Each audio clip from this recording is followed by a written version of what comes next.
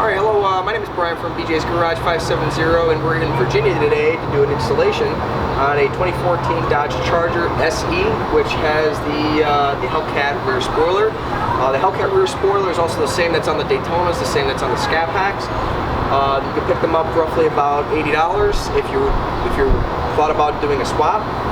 So we're going to go over some of the tools that you're going to need other than the Wickerbill that comes in the mail. It's powder coated black, 1/8" aluminum. So first off, you're going to need your hardware pack right here. You have RIVNUTs, and you have your screws, your 3/8/16 screws, and you have washers. You will need a 5/32 drill bit, something to do a pilot hole with, a charge drill, and also I recommend instead of Allen keys, maybe get one of these socket ones. You'll need a 7/32 size with a ratchet, and also you will need the RIVNUT tool, which I'll show you in a second. Alright, so we're going to go over what the RIVNUT tool does and what it is. This is more the professional grade, something if you have professional installers such as one of our recommended ones like Deluxe Wraps or ModFX, they will have something like this. You do not need the one like this where it's like this Plier-Style or this larger style here. They're usually really expensive. I would recommend using the handheld version that look like pliers, and at the end of the video I'll show you the picture along with the part number that's recommended, along with the part number for the mandrel. You're going to need a 3/8/16 mandrel and the Plier-Style RIVNUT tool. But basically I'm going to show you very similar concept on this as the Plier-Style. So once you drill the hole into the spoiler there, you'd put the RIVNUT in, and basically the mandrel will thread in like this, and you'll have a setting here if you're using this style. It says, you know, 0.375, 0.25. We're going to go with a 0.25 stroke. Now if you can watch here, once you put the RIVNUT in the hole that you drilled, you will squeeze the pliers, make sure you press it very firmly against the back of the spoiler, and you'll see that the RIVNUT will crush. Now sometimes you have to go back and readjust to make sure it crushes completely. And basically right between this gap right here, I mean these two surfaces, this will be the outer surface, this will be the inner surface of the spoiler. So this is where it's actually going to be grabbing, and it will not pull out on you. And basically what you'll have to do is just back up the mandrel, and this part will stay inside the spoiler, and it should be pretty secure. That way you can get your hardware in and out very easily. For your kit, you should have, if you have the Charger, you will have 11 mandrels. Now you only have 10 holes, but I figured if you wanted to practice on one, or if you mess one up, you'll have an extra. But we're going to go ahead and start masking this off here so we don't damage the paint, and we will get to drilling in a moment. But this is a minimum of a 2-man job, possibly a 3, only because you want to make sure that all the holes are drilled properly and straight. You don't want to misalign any type of holes here. The total installation will take approximately 30 to 35 minutes, and we will walk you through on how to properly fasten everything down once we get the RIVNUTs installed. Alright, so as you can see, we took masking tape, we masked off the spoiler, we masked off where the paint of the body is. The reason for it is 2 reasons. When you're installing your Wickerbill, you do not want it to make contact with the surface paint. You don't want to scratch it while you're installing it. Second of all, when you're drilling the holes, you want to make sure that the drill bit doesn't walk on you. So the masking tape helps the drill bit from walking a little bit, so you can get a more accurate hole. Also, I'm going to go over something here, something that we don't have to do in the Challengers, but we have to do on the Chargers. When you get them in the mail, they are straight, they are flat because they are water jetted. So on this one side, you can see how I kind of flexed it a little bit right there, and I'll show you how to do that. Basically, what you want to do is, before you make contact with this, you want to make sure that it's just curved just enough where it's not going to put additional stress on this far end corner. So this one is bent up, it's just flexed just a little bit, and so what you want to do is, make sure you don't bend the wrong end, you just kind of put it over your knee,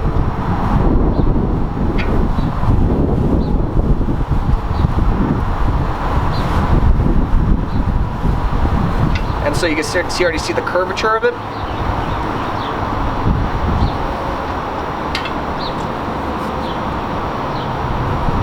And it's just going to help in the corner so it doesn't put any additional stress on the hardware. So now, you get a little bit of curvature. You'd want to do is just match it up and see how it sits and rests. Alright. So now that's going to sit a lot nicer. So what you want to do is, to get it fit really nice, you just want to work that end just a little bit, corner. Again, just so it doesn't put additional stress on the hardware. And it's not going to crack the powder coating. So it has a nice curve to it now. So what we're going to do is, we're actually going to start by taping the Wickerbill to the back here so we can start getting an alignment for the holes. Now, I'm not sure if I mentioned this previously, but again, you're going to need 2 to 3 people to do this. It just makes it a lot easier. This is not a one-man job. Don't attempt to do it by yourself. You will mess something up. So get a buddy, a friend, a co-worker to help you out, and it should go pretty smoothly. So we're going to get to taping this up, and we're going to look at the alignment, making sure that it is straight, and we're going to get to marking the holes and start the drilling. Alright, so as you can see, we have the Wickerbill in position. We used masking tape along the bottom, the back side, and just to hold it on, with assistance for Chris to get in position. This is not the final step yet before you drill. You still need to have somebody apply pressure in the area so you get the holes all aligned correctly when you're drilling. So what we're going to do is, we're going to start from the center and then work our way out. So we're going to start with these 2 main holes, which when you mount the Wickerbill, or just put it in an approximate location where you want it, where it appears to be center, these 2 pre-drilled holes that's in the Wickerbill is going to align right on the other side of the G, right on the other side of the O, and the same thing goes for the 15 to current. So as you can see, it actually kind of lines up right here between the other lamp here. So you can try to get it as center as possible, and once you feel comfortable on where it's sitting, then you could start applying pressure to the Wickerbill and start drilling the holes. And just hold it up here. From under here, there you go. Just get firmly. So you want to do is, you've got to take your the pilot bit, anything under the larger bit. So I think this one is, let me just check real quick what I'm using. It's a 5/16. It's just to start the hole. So you aim for the center.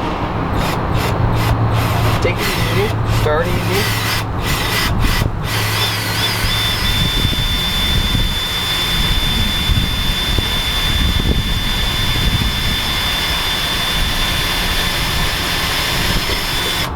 Alright. I'm going to start with the second one. Aim for the center.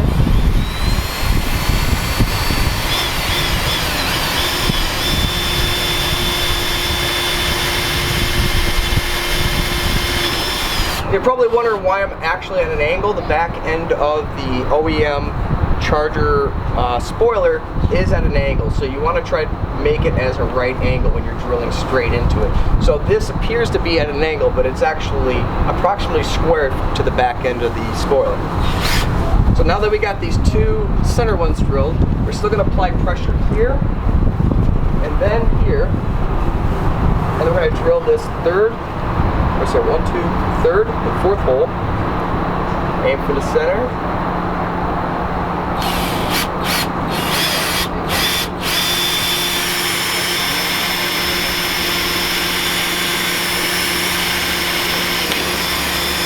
Okay. This one. And also a reminder, these two corners, get a matchbook or an old business card, fold it up just to keep it off the paint.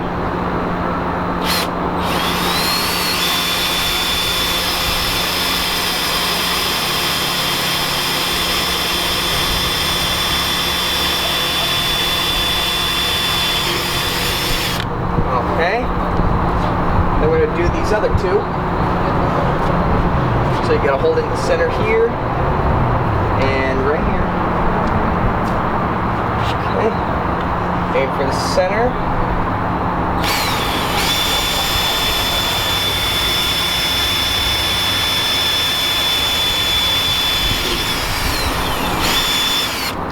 Okay. This other one.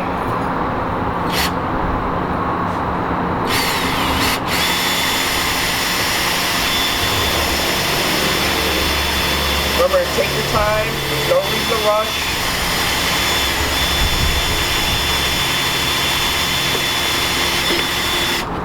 Okay, so now that we got the main holes in the back, the main 6, we're going to do the outer 4. Now, you can see here that the rear spoiler comes as an angle, but still try to keep that 90-degree drill location. So we're going to start with this one first.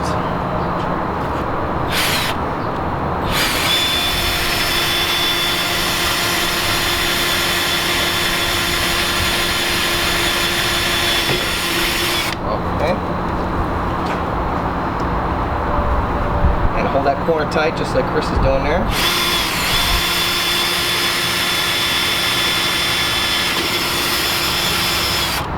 Okay, same thing on the other side.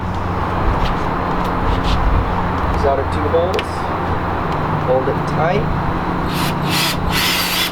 Go to the center.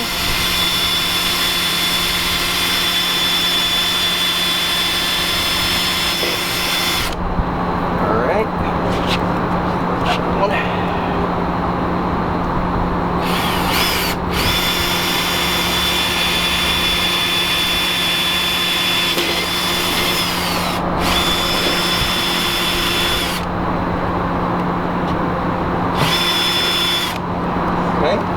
So now what you're going to do is you're going to remove the Wickerbill and you're going to use the larger drill bit, which is a 5/32, so you can use up to a 7/32, I believe. Hold on. Yeah, it's a 5/32, which I'm using. The recommended one for this for these Mandrels are 7/32, but we like to take a little bit extra precaution and make sure that we don't make the hole too large. So we're going to do with 5/32, and we're going to work the hole a little bit, and so the RIVNUT is nice and tight. Alright, so we took the rear Wickerbill off, and as you can see, we still have the masking tape there. The reason for it, again, so you don't damage any paint behind her. If you have the drill bit walk either way, we don't need that. So we're going to keep the masking tape on for now until we enlarge the holes, and then we'll get to actually putting the RIVNUTs in.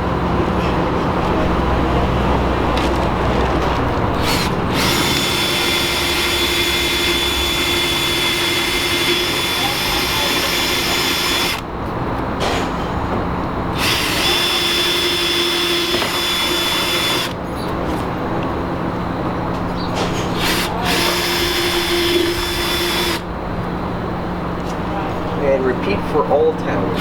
Alright, now you can remove the masking tape and start putting the RIVNUTs in.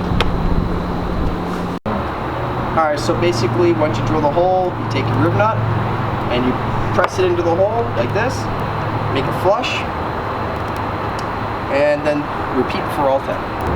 Alright, so basically we have all the crush nuts or the RIVNUTs installed. So what we got to do is now insert your tool. So what you want to do is thread it in. About right there. You don't want your stroke too big. So you got a little bit of a stroke here. So what you want to do is you got to watch this fiberglass area. This will tell you on when it's actually crushing. So it's basically all by feel, all by eye, but you have to make sure you're straight on with the rear. You can start crushing the RIVNUT.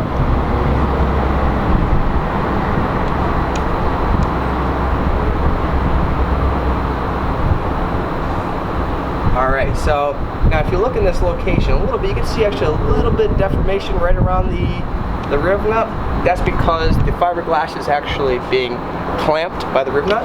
So once it's clamped, you can see that it's actually traveled this much. So you're going to take the tool out and repeat for these two first, and we'll show you what to do next. So basically what we did was, just as a rough template, to make sure that all our RIVNUTs, before we crush them, are in line. So if there was any type of an adjustment that was needed before we crushed these exterior ones, this would have been the time to do it. So after reviewing both sides, all of them aligned with the holes. So we just crank this down very lightly just to make sure that everything lines up. So we're going to go ahead and actually start crushing these RIVNUTs exactly the same way as we did with these, and then we'll get the hardware on and we'll get the finished product. Alright, so here we got the Wickerbill installed in the rear of this 14 Dodge Charger SE. It's a V6 with the Hellcat spoiler swap. And so what we did was, before we fast forward to this, we crushed all those crush nuts, those RIVNUTs, and we started with these two, and we worked our way towards the outside. So as long as you do everything finger tight first, everything will line up, everything will torque down just fine. Just don't start torquing down one at a time without the other ones being in place. But I hope you're happy with the outcome. If you have any questions, shoot me a message or an email, Brian, BRYANCAUSER7@gmail.com, or our sales line, sales.bjsgarage570.ashley@gmail.com, or my personal cell phone, 570-677-2569. If you need any further tips or need any other information, we have other videos available for Charger and Challenger. But for now, it was nice talking to you folks.